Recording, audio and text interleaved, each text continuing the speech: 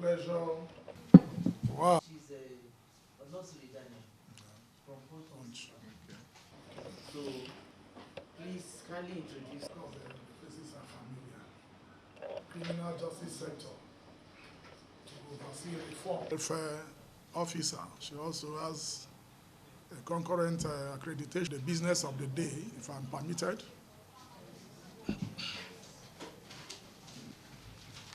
I'm going to read the prepared script to an extent, then explain and take questions.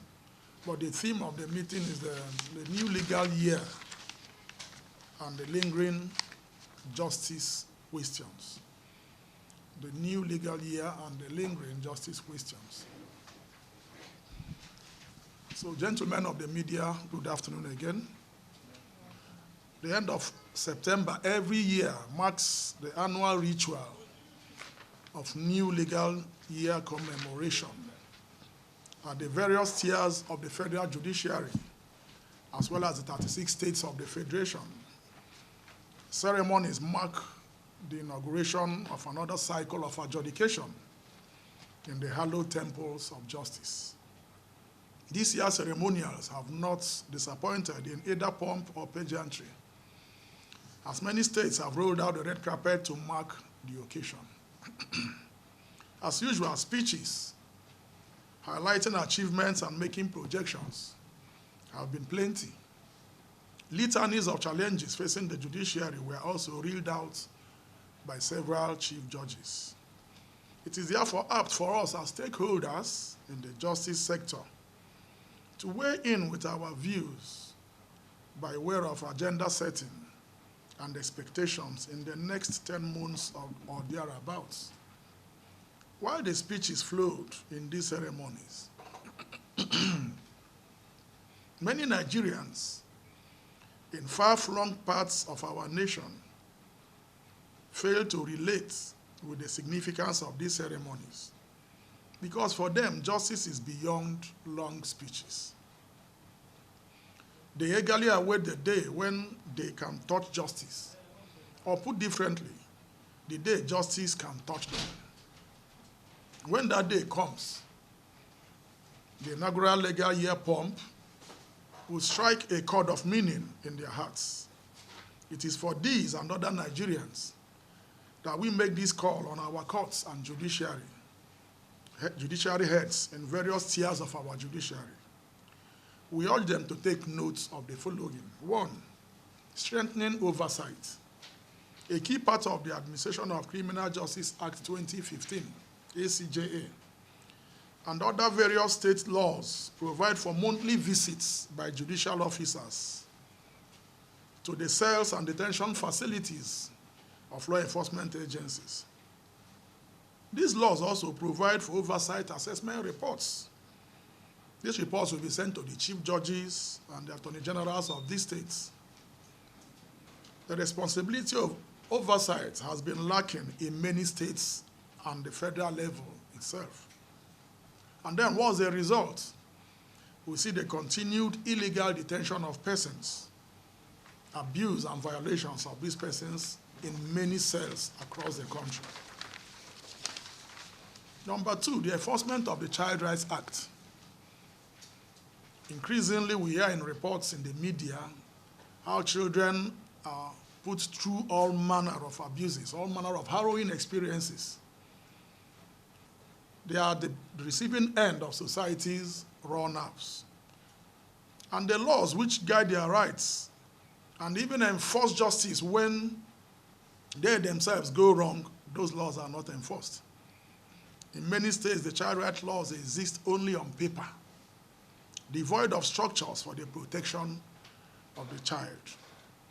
And in these many states, there is a serious lack of adequate detention facilities where children and underage offenders are kept. The consequence is that these underage people are lumped together. These children are lumped together with adults in the same spaces, further subjecting them to abuse. And of particular note, which is something we're going to be speaking in this conference, is what we have observed. This is something that is across the nation. Slow trial of child offenders. We're going to talk about this later. But this is something that is of note, and this is a part of our agenda set for our judiciary, federal judiciary, and especially the states this new legal year. Logistics to convey them to courts and from courts is virtually non-existent. And reports that we have had is that many relatives, many relations of this child and underage offenders pay a lot for them to have their day in courts. Number 3 is the police excesses. Nigerians are progressively on the receiving end of police brutality and infractions. Daily we hear reports of abuse, torture, extortion, and violations by the police against citizens.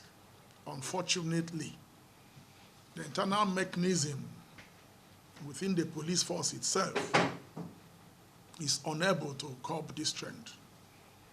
And that's where the courts have to come in. So if the courts fail to put these errant people on a leash, very soon we'll be witnessing another uprising in the society. Of course, you and I know that the civic space is shrinking daily.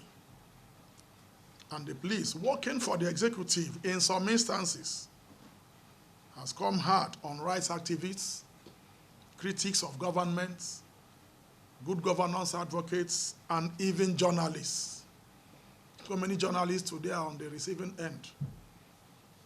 And that is why it's important for us to know that the space, the civic space, is shrinking. We are therefore calling on the judiciary to join hands to live up to their billing as the arm of government has been saddled with interpreting the law, making orders for the safety and good governance of the nation as a whole. Number 4, prison congestion. Incidentally, despite legal aid interventions by many groups, and even where the judiciary has their own measures to decongest these facilities, unfortunately, we still see congestion in our prisons and correctional facilities. Inmates stay years on end awaiting trial. This is something that even the authorities themselves acknowledge.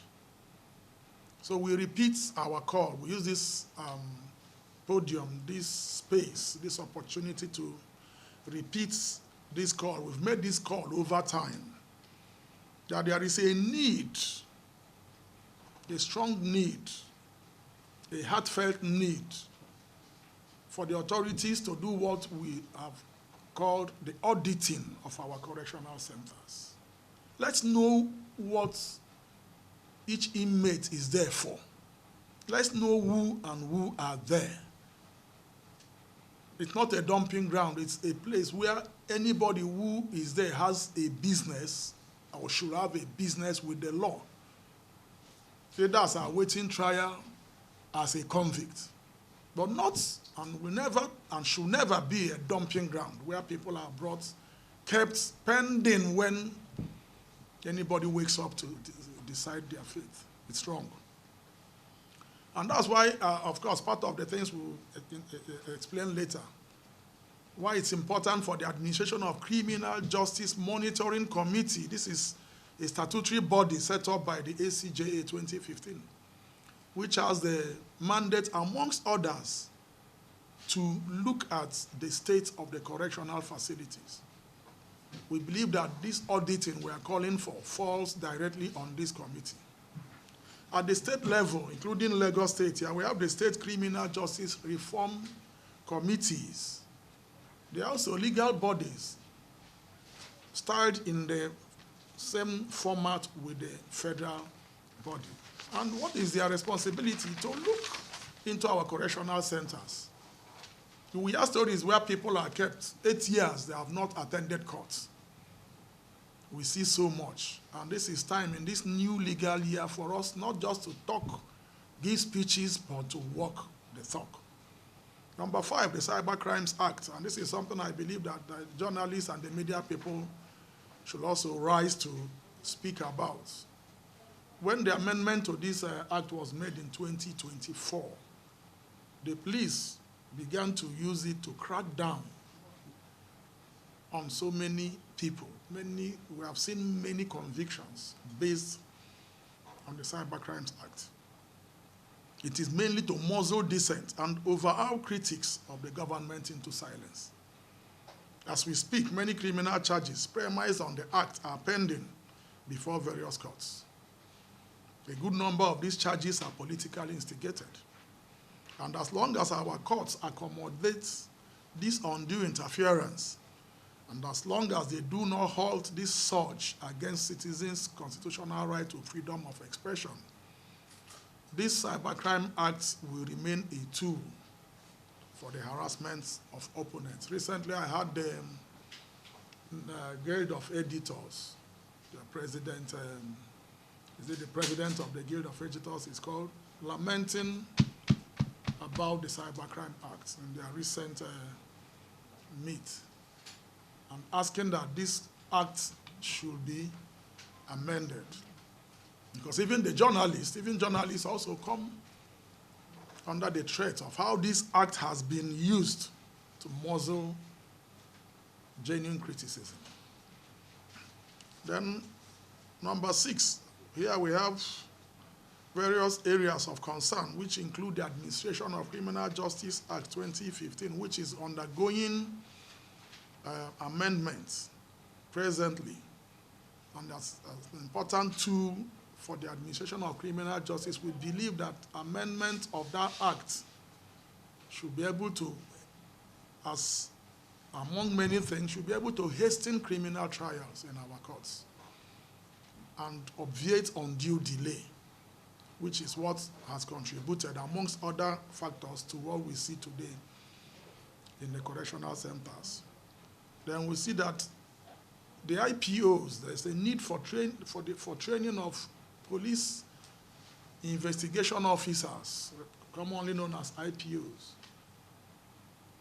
And this training should align with the latest decisions we have had from the Supreme Court on statement taking. A lot of IPOs still go on to do what they want when statements are being taken. At the end of the day, when these cases come to court, they are thrown away. There's a mandatory requirement now for IPOs or INOs, depending on the establishment, to conform with the laws in the Administration of Criminal Justice Act, whereby statements of suspects must be taken covered by video. If that is not done, that statement doesn't comply with the requirements, and it will be thrown out during trial. There is need for training. These laws, the 2 cases we cited here, one was reported in 2023, the other one 2024, but this is 2025.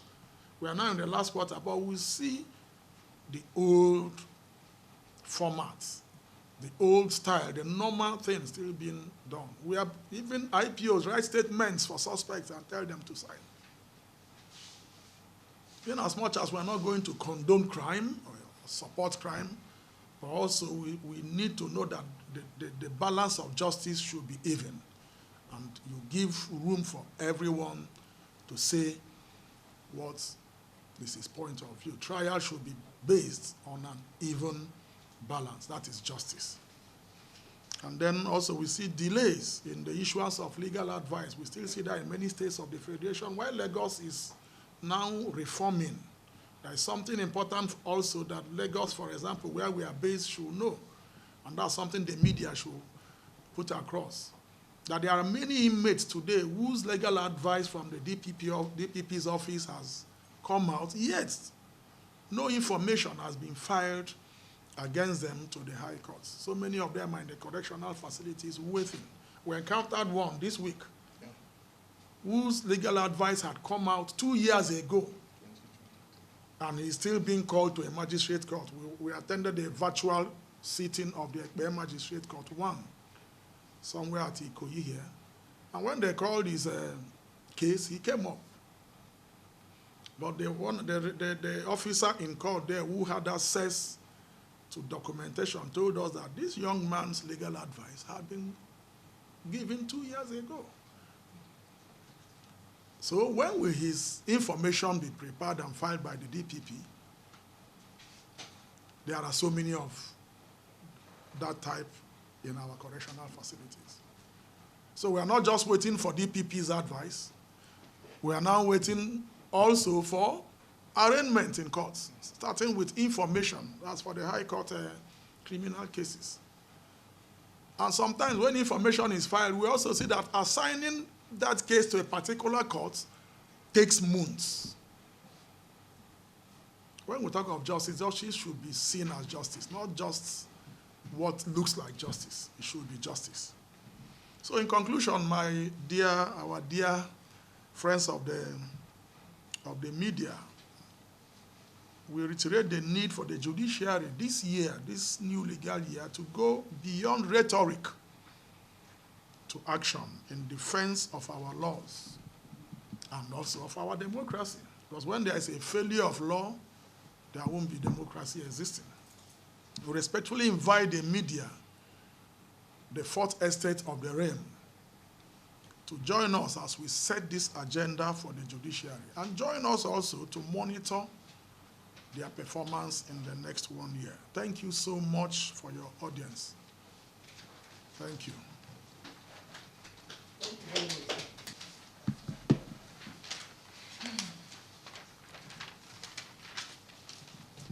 Which is what part of what we encourage people who pay visits, see, touch the problem.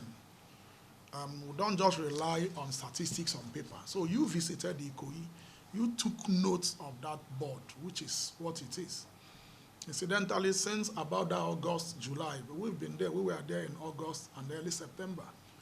Yes, it's been hovering around 3,005, 3,003. You're correct, and that is a sad development. Now, to the answer, number one, the truth about decongestion is that it's going to be a multi-departmental approach. But of course, we can start from somewhere. When this government came in, for example, I remember that the present minister in the interior raised some funds. He said he raised funds from friends, corporate friends, to pay the fines of quite a number of convicts. Yeah. It's his little way to decongestion. Wonderful. We have called for audits. Let's start with audit of the centers. Why are we shying away from audit? Where you visited, if you had stayed 1 hour more to ask the legal department or legal unit in Ikoyi Correctional Facility to bring inmates that you want to perhaps do legal, you are in the legal field. So I want to even get names for pro bono service. That 1 hour will avail you opportunity to see that there are some who have stayed for 5 years and they are not going to court. That 1 hour will avail you the opportunity to see those who have gone to the High Court, but their trial has not gone on since 2021. They are there. 2020. They are there. And there are some whose warrants were burnt. Files were burnt during NSAS. That's Ikoyi prison for you. And this is a mirror of what goes on in about 275 other prisons in Nigeria, or correctional centers as they are now styled. So we can start from somewhere. Why do we have committees on paper but not in action? I referred now in our speech to the ACJMC, which is a statutory body made up of people. And you see, one thing about some of these committees, you may not really work yourself. You may set up subcommittees. We have groups, we have NGOs who can come together. You give them your mandate. They go into these centers. And let's see who is there. There are 3,007 you met. Between then and now, some have gone. Some have also joined. But let's even start with those whose cases have not moved an inch. Then we can be talking about Because what you see going on, yes, there are groups of, there is a group that they can stay 2 weeks and go. But there are those that are akin to those that own the place. They don't know the day they are going, and they are not convicts. Why should our system have such people? I want to start with this because you now talk about what brings people in there. What's the system? The police system. Lagos State has what they call the DPS, which is District Prosecutors Scheme. I remember the last seminar, I met Madam Jane there. And we talked, we saw Lagos giving us a report of how their DPS has worked in the past 1 year since inception. And what is DPS? It's a filtration system, a kind of filter, whereby police IPOs come to the court, the magistrate court, with their file to arraign suspects. That filter will be triggered, which is what the district prosecutors, who are lawyers from the office of the AG of Lagos, will look at those charges to know whether they are of such a nature that should even be in court in the first place. Because what you see nationwide is when when somebody is angry with you, he goes to the police. He doesn't like your face. He says, come, this man did this. They take him, put him in there. We have so many of that in our prisons today. So the DPS that Lagos has set up is something also that we would like other states to copy. It's still part of the decongestion. Then we go on to the issue of court delay in trial. Yeah. So many courts are not today sitting because when you talk to the correctional centers, they tell that their logistics will not be able to carry people that far. Ekpe used to have that problem in Lagos, but now Lagos has solved it by bringing in the virtual court hearing. This week, I had a meeting with the DCRO here in Lagos, DCRO Legal, about Magbo, because we compiled 168 names from Ikoyi prisons, people who are in custody and who are attending Magbo magistrate courts, 2 courts. Magbo is 168. We have the list. We can avail you with the list. Magbo Magistrate Court is in the Bejuleki axis. So they have 2 courts, Court 1, Court 2. Ikoyi prisons, the records department, helped us to get a list of the number of people attending those 2 courts who are in custody and who don't always attend, because logistics to take them from Ikoyi to Magbo, the officer in charge in Ikoyi told us that any day their vehicle goes to Magbo or Ekpe, that he stays in the office till 12 midnight, that's when the vehicles come back. These are things that are verifiable. So we need virtual hearing there. If 168 people can leave the system, assuming they are all released, yes. But how do we know who is released if trial is not even going on? That is part of the congestions. And this is not just for Ikoyi or Kirikiri. We see it in other states. So we need not just to talk, but to walk the talk. At the time, our organization offered our services to be part of any group that could be set up pro bono. We're going to work pro bono to articulate, to pick out these people and then match their story with whatever documents that the AG's office have. Why are these people here? 3-4 years, they have not gone to court. Unless we come to do that, matching their stories with what is in their files, congestion will never stop. This is just my little way to, of course, it's something that is going to be approached multi-departmentally. The judiciary has a place in it. How speedily do our trials go? When a case is lasting 5 years, despite the provision in the Administration of Criminal Justice Act that says that there is no interlocutory appeal and that the adjournment should not be more than 5. But in criminal cases today, that provision is not being kept. We see adjournments now in criminal trials 15 times. The lawyer is not in court. The defense, the prosecution is not in court, the witness is not in court, the defense is not in court, the court is not sitting, they didn't bring them to court. These are the specific things you see that at the end of the day, we keep a person on trial in a criminal case for 5 years? Just to add to what you Please add, sir. You are welcome. I covered a case where a witness, one witness,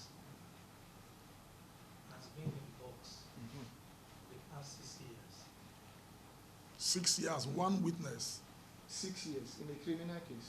Yes.